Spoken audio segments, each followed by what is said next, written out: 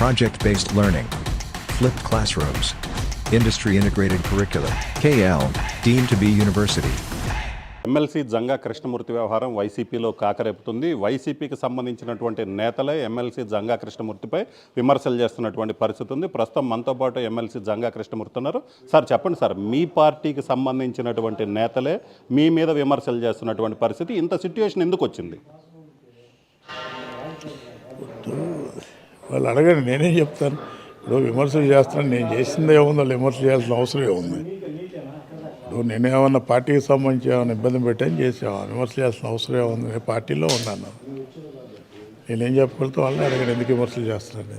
అంటే ఒకే పార్టీకి సంబంధించిన, మీ పార్టీకి సంబంధించిన నిమ్మకాయల రాజనారాయణ మీ మీదనే వైసీపీకి సంబంధించి మీరు చేస్తున్న విమర్శలు ఏదైతే ఉన్నాయో ఆ విమర్శలు అనేవి కరెక్ట్ కాదని చెప్తున్నారు. నేనే విమర్శ చేశాను? మనకి ఇప్పుడు అట్లా నేనే విమర్శ, నాకు సంబంధించినటువంటి ఈ విధంగా అన్యాయం జరిగింది సంబంధించి నేను ఏం చేయాలనే విషయం కూడా అధిష్టాన వారి దృష్టికి తీసుకెళ్ళాము. నేను ప్రయత్నం చేస్తున్నాను, మీరు అందరూ నాకు సహకరించండి. లేకపోతే భవిష్యత్తులో నేను ఏం చేయాలి, మీ సలహాలు ఇవ్వండి, సూచనలు ఏమని చెప్పేసి మాట్లాడే కానీ నేను వైసీపీకి సంబంధించినటువంటి ఏదో విమర్శలు అనేది నేను చేసిన పరిస్థితి వాళ్ళు మాట్లాడుకోవడం కోసం మాట్లాడుతున్నారు. కానీ విమర్శలు ఏం చేశాను? విమర్శలు వైసీపీకి సంబంధించి అదే చెప్పాలి, ఏం విమర్శలు చేశాను నేను? అంటే మీరు బీసీ సంఘాలకు సంబంధించి ఏమి చేయలేదు, ఆయన అధికారం కోసం ఆయన మాట్లాడుతున్నారు తప్పితే బీసీలకి యాదవులకు ఆయన ఏం చేశారు? నేను ఎమ్మెల్సీగా పోటీ చేసినప్పుడు కూడా కనీసం నాకు వ్యతిరేకంగా చేశాడు, ఈరోజు ఆయన వెనక బీసీలు యాదవులు అందరూ నిలబడాలంటే ఎలాగుంటుంది అని ఆయన ప్రశ్నించారు. దీని మీద ఏమంటారు? ఇప్పుడు ఇవన్నీ ఏంటంటే మనం చూశాను, నేను కూడా చూశాను, కానీ ఎందుకు దాని గురించి ఎక్కువ మాట్లాడదలుచుకోలేదు.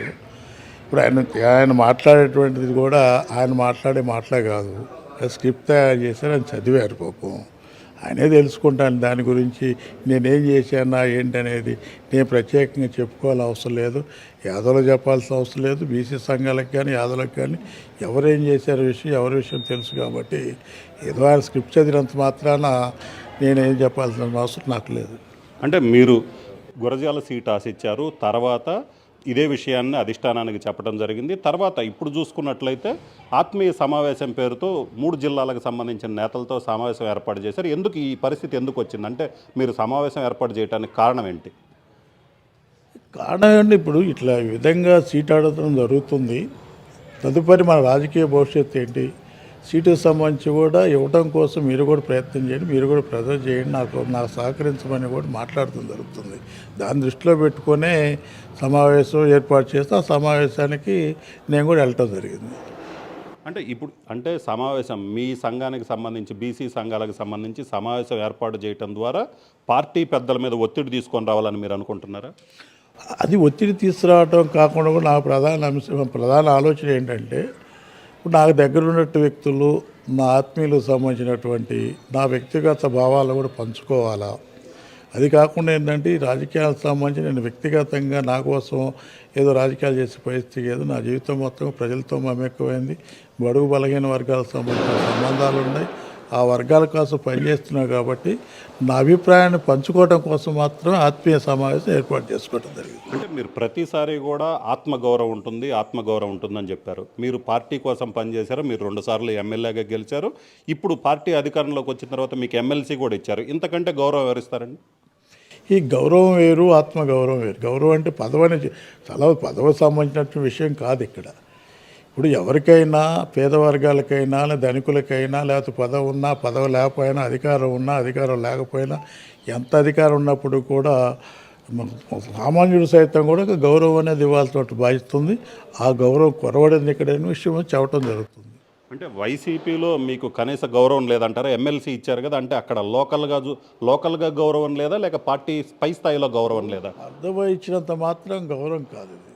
ఆత్మగౌరవం అనేది, సామాజిక న్యాయం అనేది అన్ని విధాలుగా ఒక గౌరవం ఉండాల్సిన అవసరం, తగిన ప్రాధాన్యత ఇవ్వాల్సిన అవసరం ఉంది. అన్ని విధాలుగా గౌరవం ఉన్నట్టు మాత్రమే కానీ పదవులు కుర్చీలో కూర్చోబెట్టినంత మాత్రం గౌరవం కాదు. వాళ్ళకి తగిన ప్రాధాన్యత ఇవ్వాలా.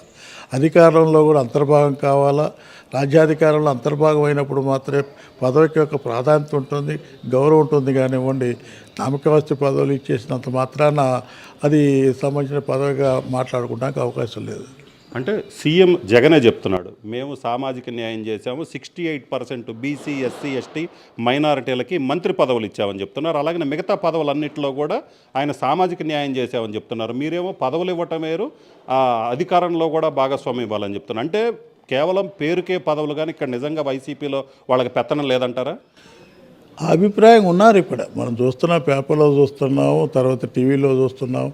కొంతమంది ఆ అభిప్రాయాన్ని ఎలబుస్తున్నారు. నేను మాట్లాడటం కాదు, కానీ ఆ అభిప్రాయాన్ని ఎలబుచ్చే పరిస్థితి కనపడదు. పదవులు అయితే ఇచ్చారు, కానీ పదవుల దగ్గర ప్రాధాన్యతగానే ఉండి లేనటువంటి పరిస్థితి అభిప్రాయాన్ని కూడా అనేక మంది నాయకులకు సంబంధించి, అనేక మంది కార్యకర్తలకు సంబంధించిన వాళ్ళు, బడుగు బలహీన వర్గాలకి, బీసీ వర్గాలకు సంబంధించిన వాళ్ళు కానివ్వండి మాట్లాడేటువంటి విషయం. సో ఫైనల్గా చెప్పండి, ఇప్పుడు మీకైతే సీట్ ఇవ్వమని అడిగారు, ఇవ్వట్లేదు, ఇప్పటివరకు ఇవ్వనని చెప్పలేదు. సో మెజారిటీ అయితే ఇప్పుడు సిట్టింగ్ ఎమ్మెల్యే కాసిమహేశ్వర్ రెడ్డికే ఇస్తామని చెప్పారు. మీకు ఆయనతో ఏదైతే రాజకీయంగా విభేదాలు ఉన్నటువంటి పరిస్థితి ఉంది, మీరు సీటు కేటాయించిన తర్వాత ఎవరికైతే ప్రకటిస్తారో ప్రకటించిన తర్వాత చెప్తామంటారు. ఒకవేళ మీకు సీటు ఇవ్వకపోతే ఏం చేయబోతున్నారు? నాకు సీట్ ఇవ్వనప్పుడు నేను ఇందాక కూడా చెప్పడం జరిగింది. నేను నియోజకవర్గంలో ఉన్న ప్రజల అభిప్రాయం, పార్టీ కార్యకర్తలకు అభిప్రాయం తీసుకొని వాళ్ళ నిర్ణయం ప్రకారం నిర్ణయించడం జరుగుతుంది. అంటే పార్టీ మారతారా, లేకపోతే టీడీపీలో చేరటం కానీ, ఇండిపెండెంట్గా పోటీ చేయటం కానీ? ఇప్పుడున్న సిట్యుయేషన్ చూసుకున్నట్లయితే మీ పార్టీ నేతలే మీ మీద విమర్శలు చేసే స్థాయి వచ్చింది. అంటే ఆ పరిస్థితి వచ్చింది కాబట్టి, సో ఇక వైసీపీలో మీకు మనుగడ అనేది కష్టం కాబట్టి ఖచ్చితంగా మీరేం చేయబోతారు? నేను చాలా స్పష్టంగా చెప్తున్నాను. నలుగురు అభిప్రాయం తీసుకున్న తర్వాత నియోజకవర్గం ఈ సంఘాలకు సంబంధించి కానివ్వండి, నా దగ్గర ఉన్నటువంటి సంబంధం ఉన్న వ్యక్తులతోనే కానివ్వండి, వాళ్ళ అభిప్రాయం తీసుకున్న తర్వాత పార్టీలో కొనసాగటమా, పార్టీ మారటమా, అసలు రాజకీయాలు మానుకోవటం అనేది అప్పుడు జరిగే విషయం. వాళ్ళ అభిప్రాయం తీసుకున్నప్పుడు మాత్రమే నిర్ణయం చేయడం జరుగుతుంది. సో ఇది పరిస్థితి. మొత్తం మీద చూసినట్లయితే తన మీద విమర్శలు చేసేవాళ్ళు ఒకసారి ఆలోచించుకోవాలి. తాను ఏం చేశాను పార్టీకి కావచ్చు, అలాగనే కులానికి కావచ్చు, బీసీ సంఘాలకి, వెనకబడినటువంటి వర్గాలకి ఏం చేశాను అనేది తనకు మాత్రమే తెలుసు. కావాలని విమర్శలు చేయటమే తప్పితే మరొకటి కాదు. అలాగనే ఏదైతే బీసీలకి సామాజిక న్యాయం చేస్తున్నాము, పదవుల్లో వాటా ఇస్తున్నాం అని చెప్పడమే కానీ అధికారంలో అయితే మాత్రం వాటా ఇవ్వట్లేదు. అధికారం అనేది కేవలం కొంతమంది దగ్గరే ఉంది. వాళ్ళు కేవలం పదవులకే పరిమితం అవుతున్నటువంటి పరిస్థితి ఉన్న ఫీలింగ్ అయితే ఉంది. ఖచ్చితంగా వచ్చే ఎన్నికల్లో తన అనుచరులు, తన ఏదైతే తనకు సంబంధించిన వాళ్ళ నిర్ణయం ఏదైతే ఉందో ఆ నిర్ణయం ప్రకారం నడుచుకుంటానని చెప్తున్నారు. కెమెరామెన్ సిద్ధుతో రామారావు, RTV, గుంటూరు జిల్లా.